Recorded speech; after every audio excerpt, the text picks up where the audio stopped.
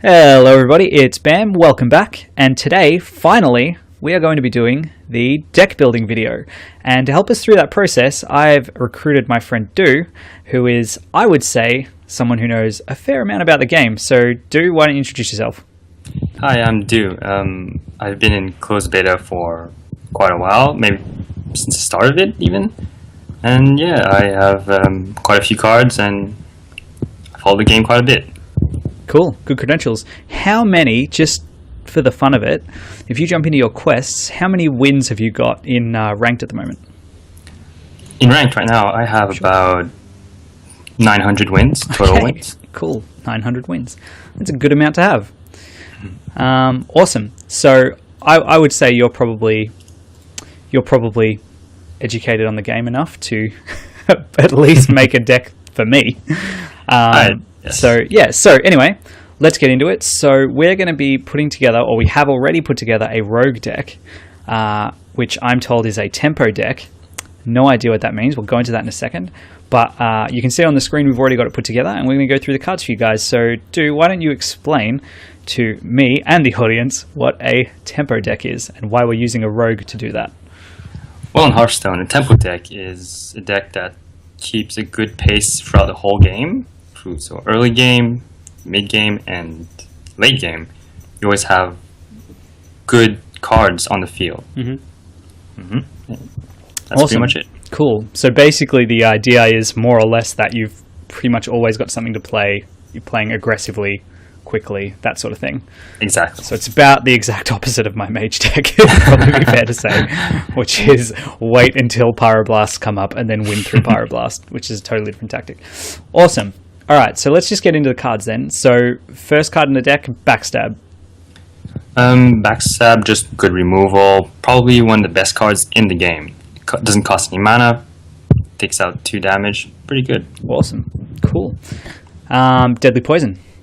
Deadly Poison buffs your weapons, and because we're rogue and our hero power allows for, well, weapons, Yep. it's just beneficial in every, pretty much throughout the whole game. Awesome. And we're running 2 weapons, I think. Perdition's Blade and... Assassin's Blade. Yes. Awesome. So there you go. That's what we in the biz call synergy. So next along, Argent Squire, ×2. Argent Squires are possibly one of the best opening cards in the game on your turn 1.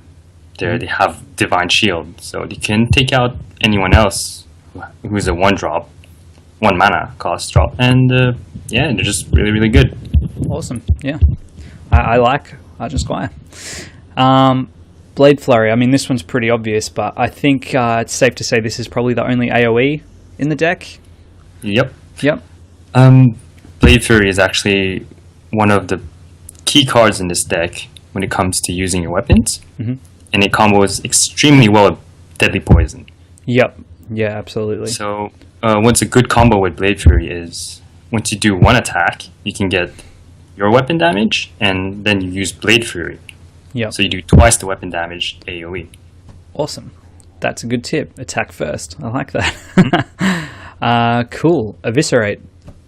Again, just like Backstab, extremely good removal. It's true you have to combo a card, so play a card before using it to get the full value out of the card.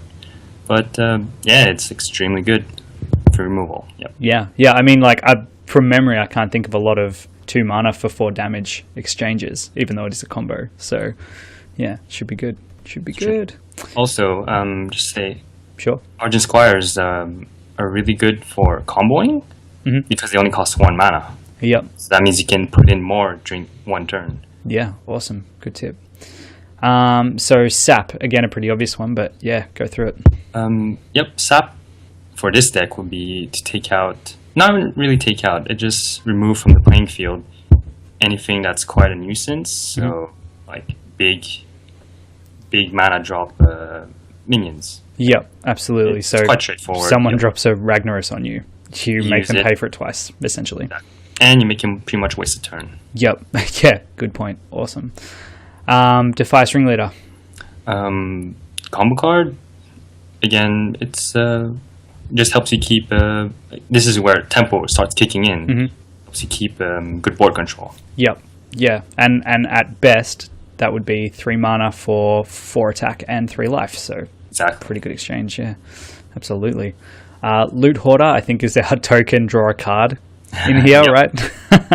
Helps cycle the deck. Perfect card. Awesome. Perdition's Blade, first of the weapons. Yep. Precision Blade is really nice because it's also a combo card. You can, without the combo, you deal 1. With the combo, you deal 2 damage. And it's indirect damage, so you don't have to bring yourself to attack, and you can just do damage from your hand. Yep. Awesome. So it's removal and then utility of the damage And afterwards, yeah. Yes, and you can even use it as like extra damage for that turn. So let's say you can combo it out, you can do 4 damage in all. Yep. That's pretty good. Fantastic. Awesome. So obviously we've got 2 weapons in this deck. Would you say that's a normal amount for a rogue deck, or is it just that maybe tempo is more minion reliant? Actually, the weapons here are actually quite good for tempo rogue because you can help do damage alongside your own minions. Yep. Yeah, and also further down, Assassin's Blade has 4 durability. Yep. That would usually Yep. last It throughout lasts. the end of the Yeah, game. absolutely. Awesome. Arcane Golem. Arcane Golem here, he's like a pseudo Leroy Jenkins. Leroy Jenkins being legendary and quite expensive, but he's a 4 for 6. But Arcane Golem here is 3 mana for 4 damage, and that's the charge. It's true, his Battlecry does give your opponent 1 mana crystal, but by that point you want to use it as a finisher, so you can try to win the game at that point. Yeah, absolutely. Awesome. And Also, would it be yep. fair to say that if I had a less terrible collection, we'd be running a Leroy instead? We definitely would be. Cool. Also, along with Arcane Golem, what you could also do is run a Shadow Step. So you can Arcane Golem, you charge him, you do the amount of damage you need to do, and you Shadow Step him back to your hand, and you play him again for 1 mana. Nice. Yep. So you do 8 damage in that 1 turn for... Wow. Nice. Okay, that's pretty cool. That's why people use it with Leroy to do 12 damage in 1 turn. Right. That makes a lot of sense. Also, another thing with Arcane Golem is, although he has that weakness of giving your opponent 1 mana crystal, if you do it on turn 9, it doesn't benefit him because he'll be getting his 10 mana on next turn Yeah, anyway. absolutely. He gets it anyway, yeah. So 9 and every turn after that is pretty much safe to play. Exactly. Cool. Awesome. Harvest Golem, completing our Golem lineup. Once again, perfect for mid-range. So in our case, our tempo deck here. Just a good minion. Cool. Nothing to say. When you say early game, mid game, end game, what essentially is that based on turns or health or? Yeah, mostly based on turns. So early game would be possibly 1 to 4, or 1 to 3 really. Mid game would be 4 to 6, and then late game is 7 and To 7 the end, turns. basically. Yes, the rest. Awesome. SI7 Agent. Possibly a core in every single rogue deck. Like, you wouldn't see a rogue deck that wouldn't use it. Yep, I have seen SI7 Agent quite a few times. Extremely good. Druid costs 3 mana. He's a free body. He does free attack damage, and he does indirect 2 damage. Just excellent card overall. Awesome. Chillwind Yeti.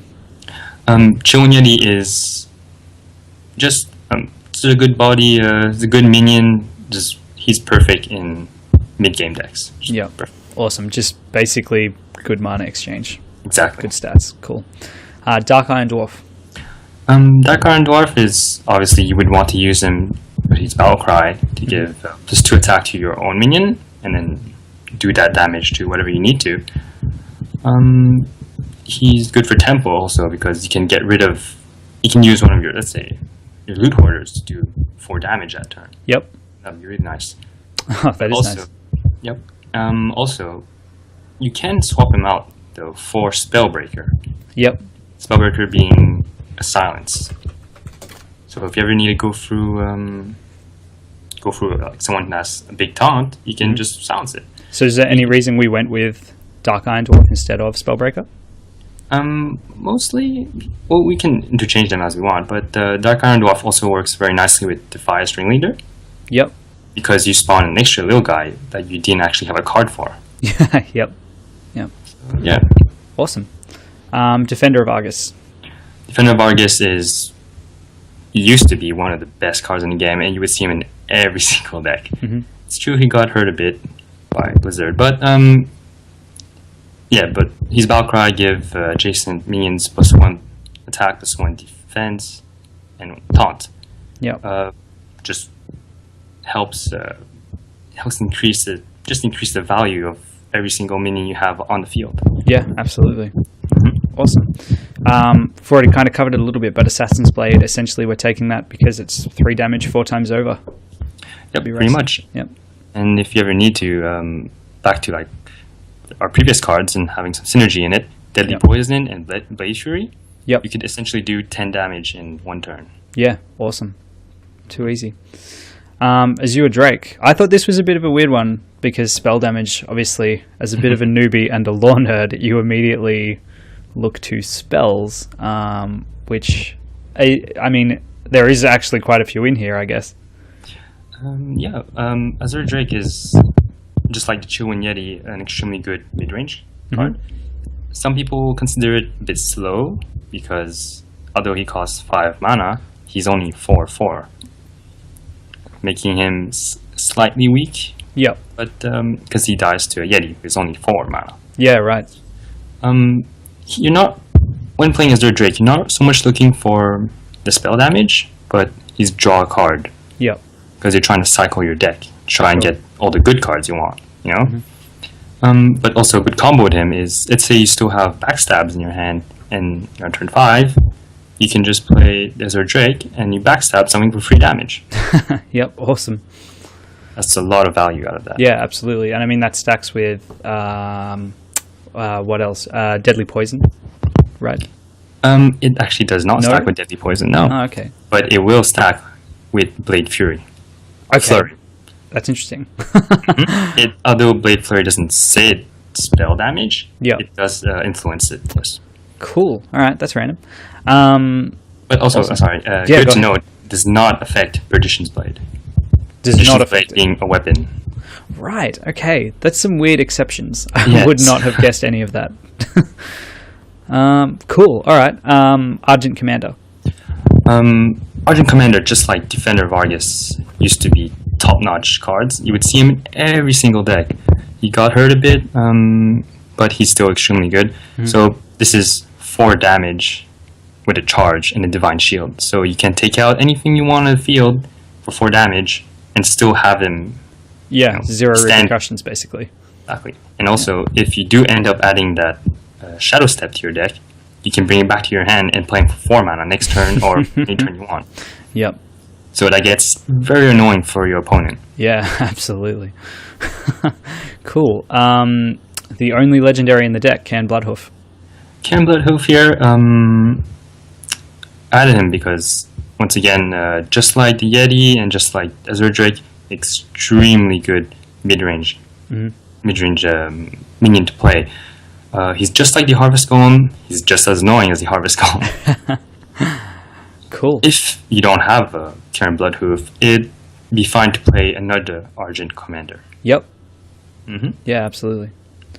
Awesome. And last but by no means least, and probably the simplest one to explain, is Sprint. Sprint, draw 4 cards. It's really just draw 4 cards. There's other than, say, Loot Hoarder and Azure Drake to draw your cards. Sprint, it kind of helps you if you're a little behind and if you're lacking cards. Yep. But otherwise, it's very straightforward. You need cards, you play it. Awesome. Too easy. And that's it. So that's the whole deck. So let me ask you something real quick, since we've got a little bit of extra time. If you had to put in a theoretical, say you've got 5 cards and they're the ideal cards, what would your ideal, say, turn be in terms of comboing those cards together? Let's see. I know I'm putting you on the spot here, but just a random example, maybe. I would definitely do the Assassin's Blade into Deadly Poison. Yep. Into Blade Flurry. Yep. And if you have space for it, you can Eviscerate. So you're gonna do about 14 damage in one turn. Nice, yeah. And obviously that includes attacking with the Assassin's Blade first, which is the sort of thing I wouldn't do. Because cool. You shouldn't forget that Blade Flurry also destroys your weapon. Yeah, absolutely, yeah. So, like, say you've got Assassin's Blade out. Obviously, it is one of the only 2 weapons in the deck. You don't really want to burn that too early, but at the same time, Blade Flurry is going to give you a nice chunk of damage, especially if you need AoE out. Exactly. Generally speaking, that's going to be a judgment call. If you're going to lose maybe 2 charges of your durability, it's probably going to be worth it if you need to clear the board. Definitely. Yep. That's how you would use it, yes. Yeah, awesome. Cool. Well, I think that pretty much covers it. I'm like super excited to play this now. It should be interesting watching me play with a deck that isn't completely garbage and made like literally 6 months ago. So yeah, thanks heaps for putting this together for me. That's really awesome of you to do. Is there anything, like, I know I asked you this before, but is there anything you want to pimp or anything you want to talk about, or pretty much good to go? No, actually, how about for my Twitter at DEWKNM? Yep. That's it, at DEWKNM. Yep. And, at Twitter. that's my Twitter handle. Yeah. And that's my Twitter handle. Yeah, awesome. All right. Well, thanks for having me. Yeah, no problem. That's going to be in the description. And you'll probably be seeing Do sometime again soon, either as a duelist or maybe we'll do another deck building video if people like it. But as always, thanks for watching. Thanks again, Do, for coming on. And we'll see you next time.